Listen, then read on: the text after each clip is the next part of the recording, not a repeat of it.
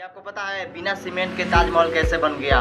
और इतनी सारी मिस्टीरियस चीज़ों के बिना ये ताजमहल कैसे खड़ा हो गया और इसको एक खरोच भी आज तक नहीं लगी है? क्यों? आखिर इसमें कौन कौन सी चीज़ें मिलाई गई हैं जिससे कि वह बिना सीमेंट के ही इतनी बड़ी इमारत खड़ी हो चुकी है? और सीमेंट का आविष्कार 1824 में जोसेफ एस्पडिन ने किया था, जो कि 1811 में से शुरू किया था बनाना और 1824 में इसे बना दिया। जबकि ताजमहल 1631 से बना शुरू हुआ और 1648 में यह बनकर तैयार हो गया। अब बात आती है कि ताजमहल कैसे बन गया, किन किन चीज़ों से मिलकर यह बनी इतनी बड़ी इमारत थी, जो कि इसको एक भी खरोच नहीं आया था। तो चलिए मैं बताता हूँ आपको इसमें कौन कौन सी चीज़ें थी जो कि ताजमहल को बरकरार आज तक रखा है।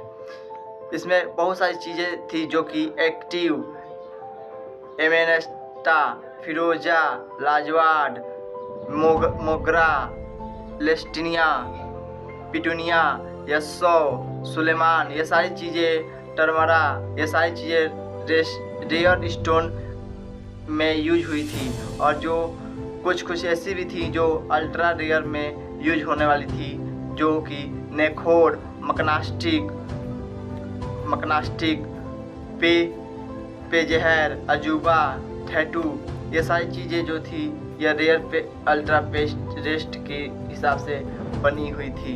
और इसमें जो सीमेंट के जगह पर कुछ चीज़ें यूज हो रही थी, जो कि सीमेंट के जगह पर जो कार्य कर रही थी, ये सब सारी चीज़ें जो थी, ये गुड़, बतासा, श्रीफल का रस, उड़द का दाल, दही, कंकड़ ईंट, ये सब सारी चीज़ें मिलाकर एक पेस्ट तैयार की जाती थी, जिससे कि सीमेंट की जगह पर इसका प्रयोग होता था। इस प्रकार से ये ताजमहल आपका इतनी बड़ी इमारत तैयार हो चुकी है, जहाँ पे लाखों के लोग हर साल देखने उसे जाते हैं।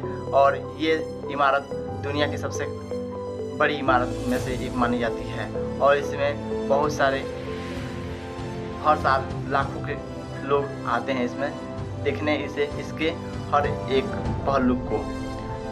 और इस ताजमहल को बनाने में कितने रुपए खर्च हुए होंगे? साधारण से यह आता है कि 8,000 करोड़ से 10,000 करोड़ तक इसमें पैसे खर्च हो चुके हैं उस समय। लेकिन उसको माना जाता है कि अब कुछ लोगों का मानना है कि उसमें 20,000 करोड़ तक रुपए खर्च हो चुके थे। It's imaging really. इसी प्रकार से नॉलेज वाली वीडियो देखने के लिए हमारे YouTube चैनल को सब्सक्राइब कर बेल आइकन जरूर कर लें।